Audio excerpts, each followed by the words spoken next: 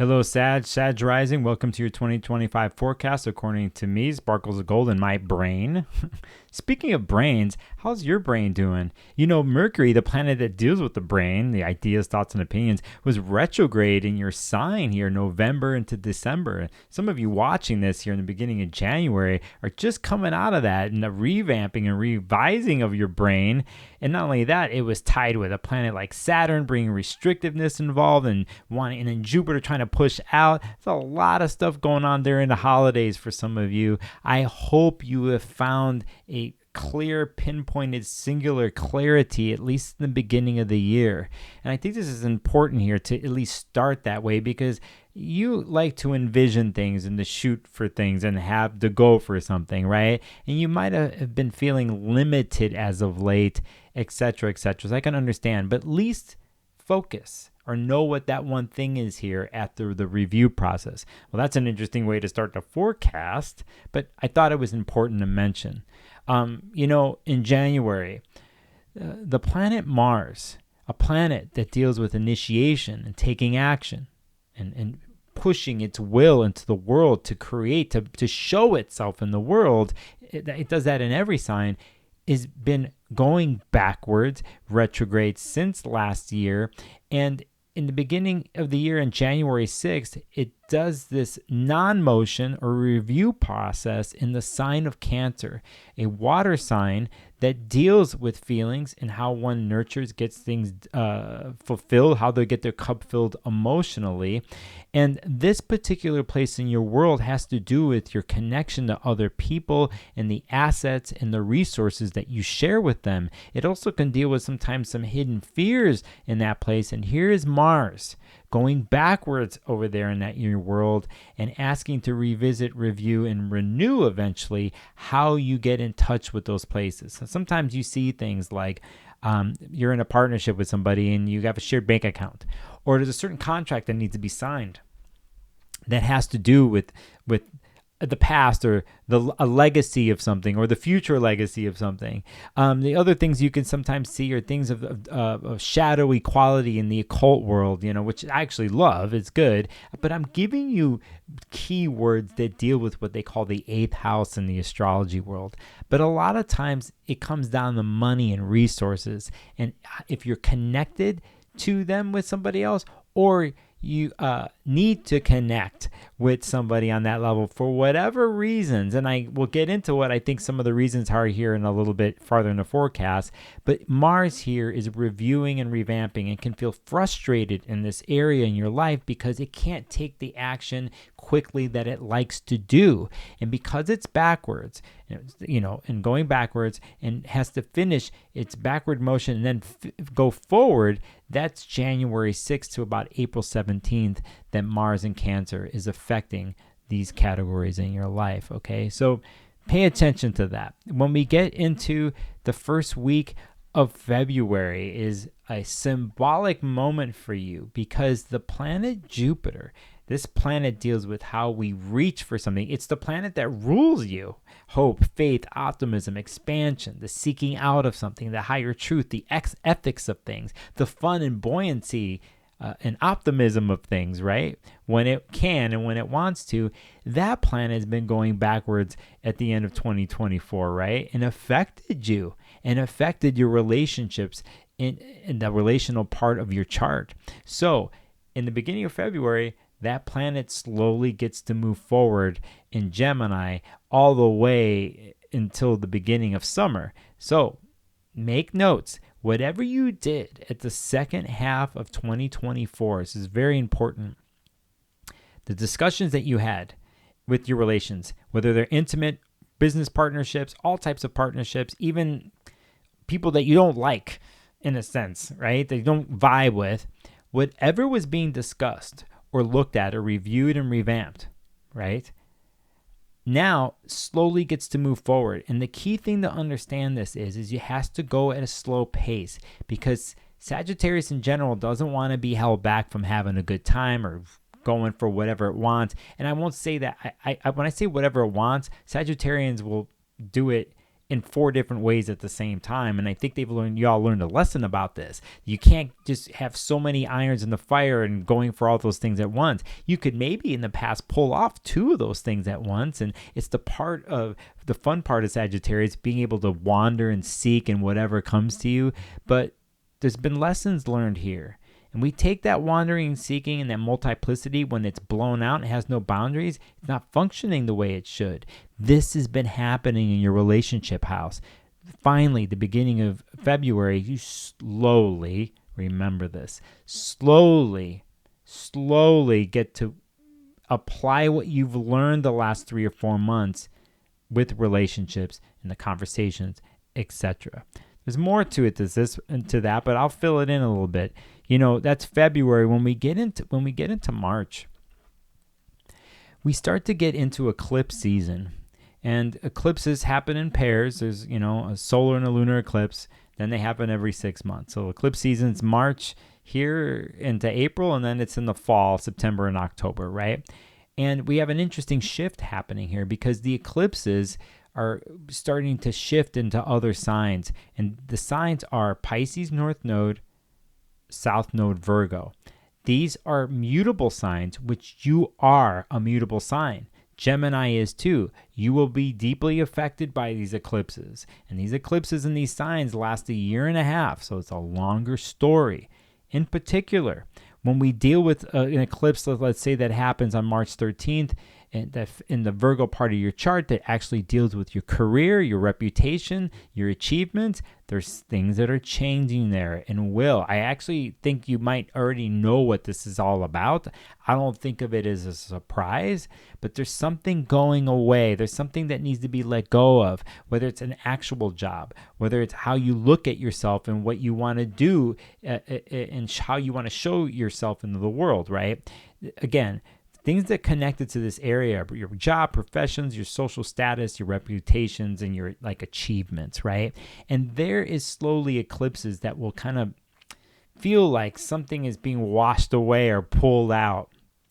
Now, when the eclipses happen in the sign of Pisces, the other opposite sign of Virgo, they happen in pairs. That place in your world deals with your home, family, in your roots and foundations, the memories of where you come from, right?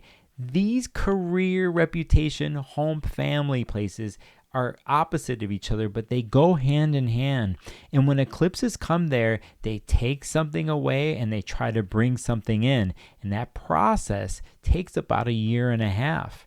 Now, considering all the other things that are happening to you, we have to be focused and intent, like I mentioned earlier, on one goal, one dream, one vision. Try to. If you have to do 2, I get it, but we want to be disciplined and condensed with what we're doing. I would not be surprised in the last couple of years that you've had storylines going on with your home and career, whether you moved, you need to move, you're dealing with family members that are dealing with this, parents, past memories coming up with all this stuff. So this shouldn't be something like all of a sudden new that you have to deal with. I think you've been in the process of this, but now is the time where you actually have to put things into action. And some of those things you have to do in the home and career parts of your chart and your relationships, it just can't be words. They have to be followed through with action that's supported by discipline. Okay, so saying that, I mean, March there are the eclipses, but at the same time, we have during that time, March is a wild month, by the way, March and April. During that time, we have another planet that goes backwards, Venus, right? So Venus will go in its retrograde process and start in a place in your chart that deals with your creativity and how you do that, but it's sort of there, but then it moves and goes backwards into Pisces, which again deals with your past, home, family, lineage, memory, life. So now you got a couple other things happening there.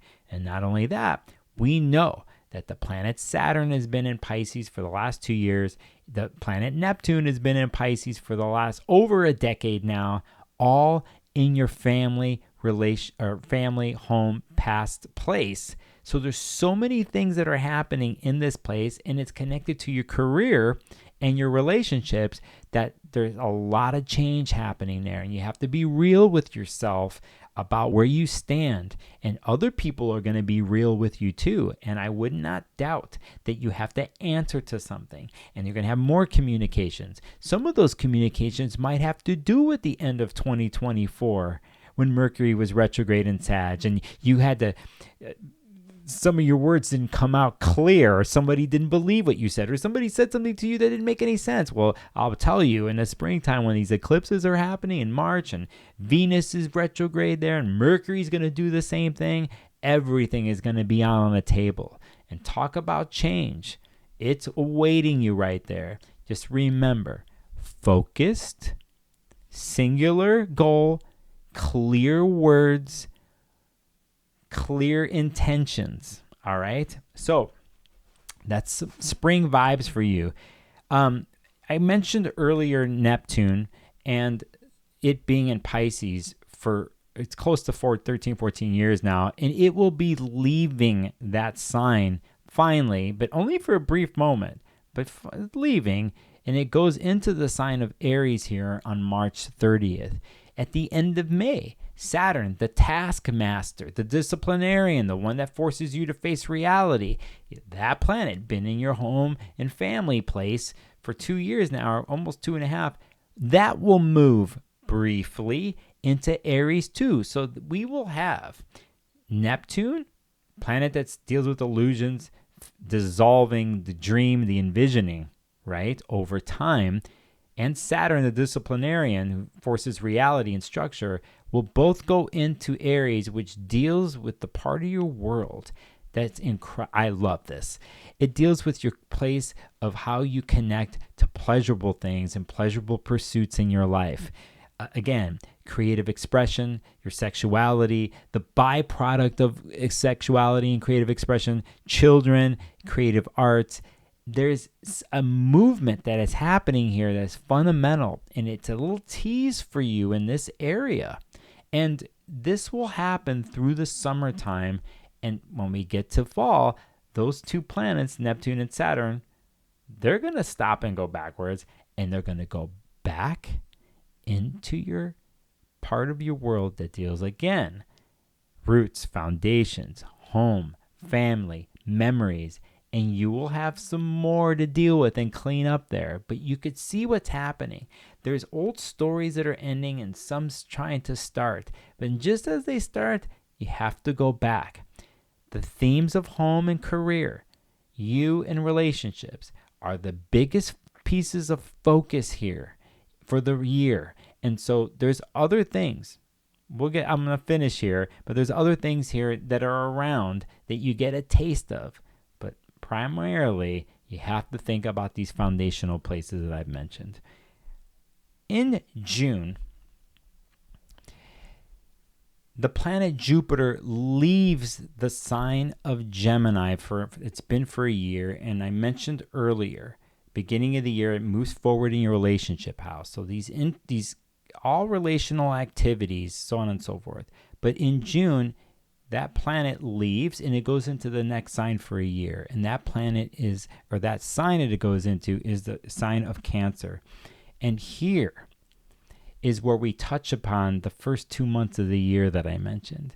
Because Jupiter then goes into the place of shared resources and who you're connecting with resource money-wise and assets and stuff like this. So the story comes back around of what you had to deal with the first couple months of the year with Mars being retrograde in the sign of Cancer. Now Jupiter is going to come in there for a year in June, and I think this is interesting because prediction here, I feel that there's a storyline going on from like the assets and inheritances and gains possibly from others and the loss of that or the bringing in of that and how it's connected to your home and family life. There's some sort of story that's been brewing, and I think it really shows itself here in the beginning of June for the year. This could be huge and beneficial for you. Jupiter does like to bring benefits, but only when I think hard work is involved and one is not lazy with it. If one has the clear, concise vision that I keep mentioning to you, Sag. If you do this, your ruling planet Jupiter will bring you the buoyancy and the payoff, but it requires work, discipline, and a reality check in, let me say it again, your home, family, past life, career, and your relationships. If somehow you could be real in those places with all the other planetary activity that I mentioned hitting those main places, I think down the line there is some buoyancy and benefits that do come your way. All right, so that was the Jupiter and Cancer transit that starts in June for a year. And I'll try to sum up here something else. Another major thing that happens in the astrology world this year with one of the outer body planets is the planet Uranus leaving Taurus briefly into the sign of Gemini. Now, this happens in July 7th for several months. It just touches upon that place. And then Uranus is going to stop and have to move backwards into the sign before it, Taurus, and clean up some things there. When we get to 2026, Uranus will be back in the sign of Gemini. What does Uranus do? Surprise, shock, awe, unpredictability, right? Its main function over 7 years is to liberate and change wherever it is in whatever sign. It's been in the sign of Taurus since 2018. In your case, that part of your chart has to deal with how you dealt with daily regimens, how you worked, the chop wood, carry water parts of your chart, the little things, the to-do lists of your world. And that has been going through a revamping, liberating process since 2018. And so when it moves from that sign of Taurus and goes into Gemini, that has to do with your relationship house, right? And so now you have another chapter in this where you have something coming out of the blue or wanting to deliberate how you relate in all situations. Again, you've done some of the work here beginning of the year with Jupiter being in Gemini there, right? From February to June. So again, this shouldn't be a surprise. Even though Uranus is the planet of surprise, it will throw something here in the summertime at you, a clue as to what you will deal with in 2026 and 7 years after that. That all the ways that you perform, engage, and interact in relationships are about to go through a massive change to bring something new in. A lot of times I see stuff like this where people say they would never do something, like I will never get married, and they get married during situations like this, or I would never do this type of relationship structure, and then they ended up doing it because something needed to change, or old ways of relating that used to work, that do not work anymore, become exposed, and Uranus will throw its lightning bolt to crack that open. Again, you get a hint of this here in the summertime, but it doesn't really kick in until the beginning of 2026. If you haven't noticed, you see here in the transits this year, some storylines moving forward for good, some moving forward and having to go back, clean up, to eventually move forward in 2026. And that kind of sums up the movement of the year. If you can get into your essence, Sagittarius rising, which is you, a mutable sign that's used to mutating and moving and being fluid.